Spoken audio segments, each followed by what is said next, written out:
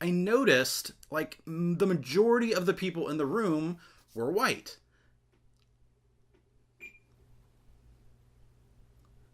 I don't know what just happened.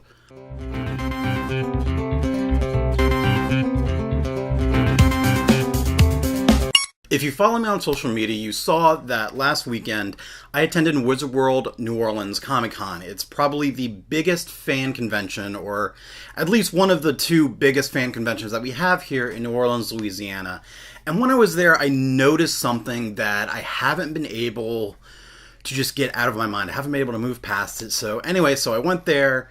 The big pull for Wizard World this year was, of course, Jason Momoa, who Aquaman just came out, and apparently everyone's loving it. I haven't seen Aquaman yet. I'm gonna go see it at some point. I pinky promise. Well, I cross my fingers, promise that I'm gonna go see it at some point. I like Jason Momoa, and I hopefully Aquaman will be good. And it's kind of a new wave of DC movies that are starting to be really good, alongside Wonder Woman. So hopefully that'll be good. But Jason Momoa was the big pull for this convention. But my big thing was the fact that 3 Defenders stars were going to be there. Well, I guess of the 3 stars of the Defenders series, because John Bernthal is one of them. He wasn't in Defenders, but he is in my cataloging part of the Defenders series. But he was there, but I've seen him a couple times at conventions when he was there for Walking Dead stuff, so I wasn't as excited to see John Bernthal. Who I was excited to see was Mike Colter and Simone Missick. Mike Colter, who of course plays Luke Cage, and Simone Missick, who plays alongside him as Misty Knight. And that was really cool. I was really excited to see them, and I actually, I paid the ticket price to get a selfie with Mike Colter, which I'll show here. And then I also got Mike Colter to sign one of my reviews. I got him to sign my season 2 review of Luke Cage, which was unfortunately, until we know further information, seems to be the series finale. So this is the review I got him to sign. He signed it, Mike Colter, aka Luke Cage. That's really awesome. You're damn right that I framed it, and it's going up behind me on my wall. But I also met Simone Missick, which was really cool. She was very delightful. But when I was waiting for when I was waiting for Mike Colter to arrive to start signing autographs and taking pictures, I noticed that the entire line behind me, which wasn't very big, were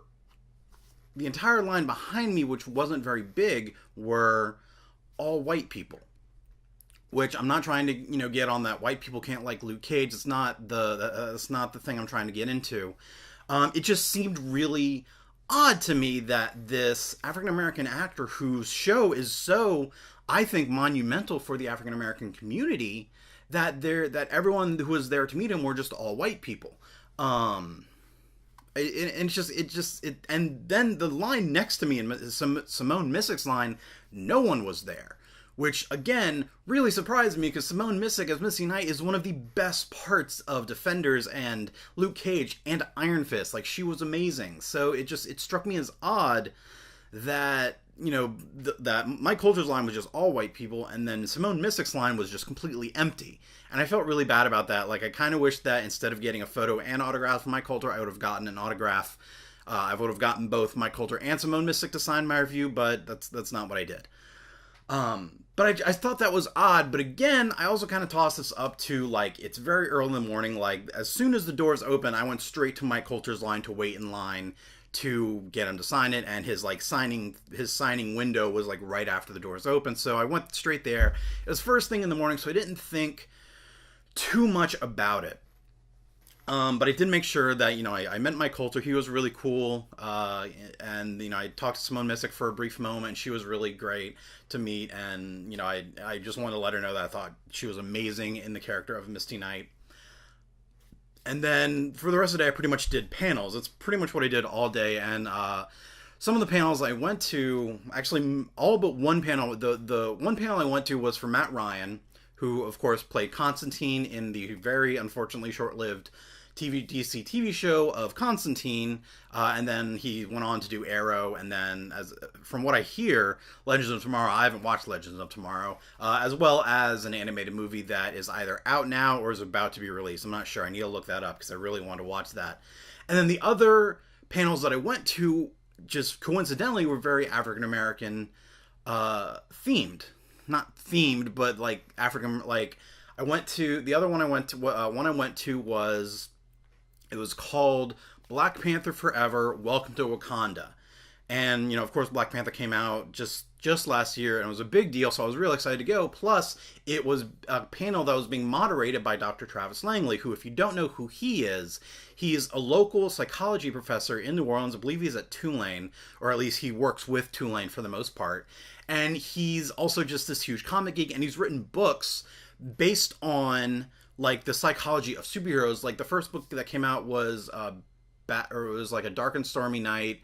A psychological look at Batman and the Rogues Gallery, and he literally it's kind of like the DSM. It's just like, here's the effects of XYZ mental disorder, and here how it shows in many of the characters in Batman, and it's really cool. And the panels that I've seen him on, and when I've talked to him, he's really cool. Like, he's really cool to talk to. He knows just a huge amount of information about all this stuff. So I was excited to go to his panel to listen to him talk about Black Panther, which is something I'm newly getting into after the movie.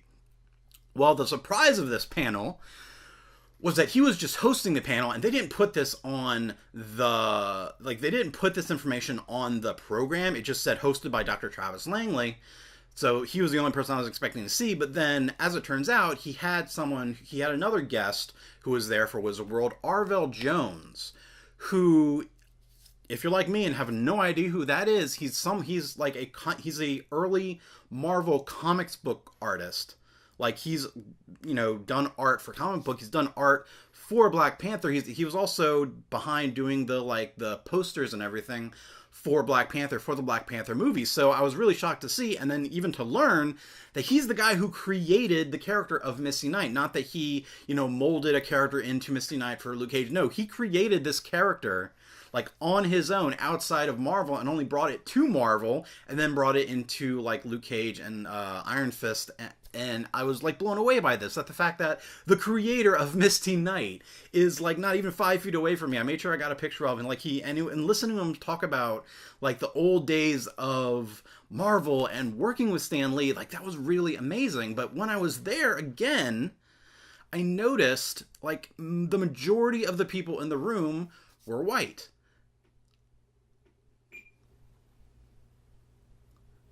I don't know what just happened. The majority of the people in the room were white. And it just struck me as odd that, despite it being hosted by Travis Langley, who is a white guy, that this thing about Black Panther, who is a huge piece of African-American culture, not even African-American culture, African culture, and the majority of the people in the room were white. And it just kind of struck me as odd. This is a theme. This was the theme of the day, is that I just happened to be going to heavily African and African American panels because, that's the things we're talking about, like Luke Cage with Mike Coulter and Simone Missick, and Black Panther. So when I went to Mike Coulter and Simone Missick's panel, or it was really just a Q&A, again, most of the people in the audience were white, and it's just something that struck me as odd.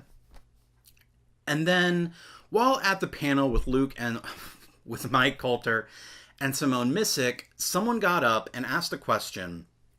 And it was a black woman. She got up and she asked the question if they knew, as actors, how important their characters would be in the mainstream media to African American people, to black people like her. And, it was an amazing question, and she was really emotional about it. She was crying, asking this question, asking people who she has come to look up to in the mainstream media, because whether superhero fatigue is a thing or not, Luke Cage is at least peripherally part of the mainstream media. Marvel is a big deal, and they were part of it. So the fact that she's up there able to talk to the people she's come to look up to so much, who show characters who look like her, who have been through similar experiences, and now she gets to talk to them, and unfortunately the show's been canceled for stupid reasons, and we're all hoping it's going to come back in some form. But it was a big deal for her, and therefore it was a big deal for us. It was a big deal for everyone. And it's something that I always say, I've said it before, and I'm going to say it again, representation matters. It may not matter specifically to you, because if you're like me, if you're a white straight guy like me, you have a billion different characters in movies and books and video games and TV shows that you can represent, that can represent you. Whereas the African American community and other minority communities don't. So the representation of Luke Cage may not matter to you, but it mattered to her.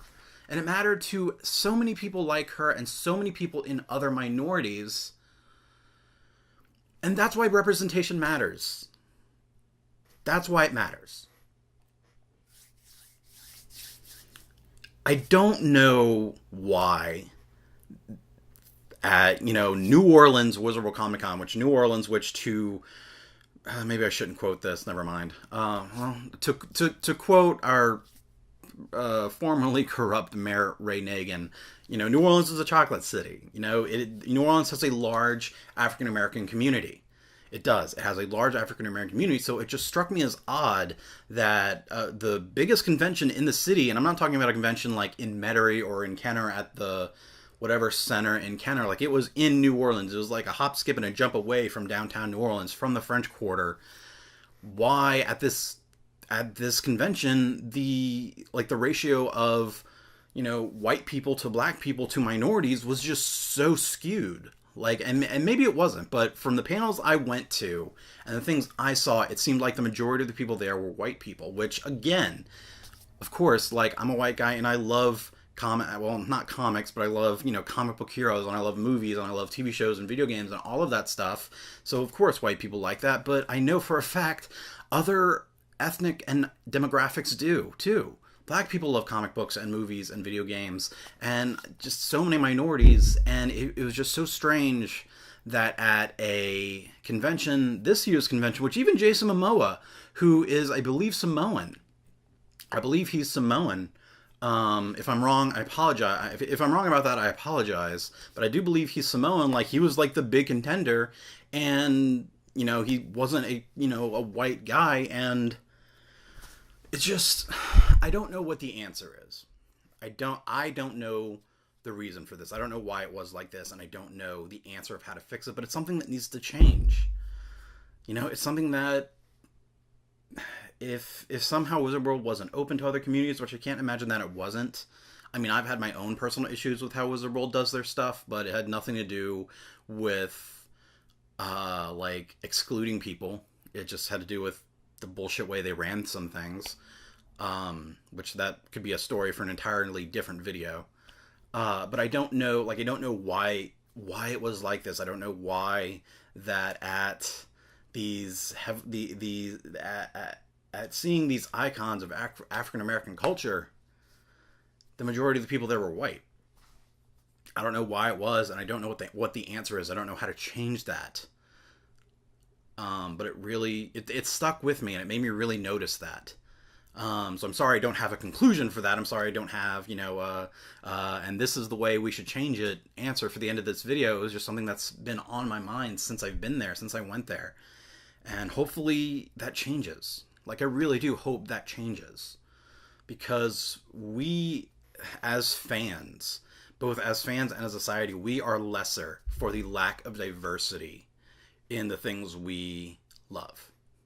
In the fan communities and the TV shows and the movies and the video games, we are less for not having more diversity in them, for seeing more perspectives and more points of view and more representation in these things. We are lesser for it. I don't know the answer to it. I don't know why it was like this. If you were at the convention and you noticed the same trend, or if you have some insight that I don't, please let me know. But it was something that I was really disappointed to see, that for the most part, it was just lots of rabbits and snowstorms. So, otherwise, I enjoyed the convention. I enjoyed the panels. I loved meeting Mike Coulter and Simone Missick and Arvell Jones. I thought that was incredible. I loved it. So, hopefully next year it'll be different. Hopefully somehow next year it will be different. But until then, that's something that needs to change, and representation does matter. It has mattered, and it's always going to matter. So, thanks for listening. Have fun. So, Captain America, Thor, Hulk.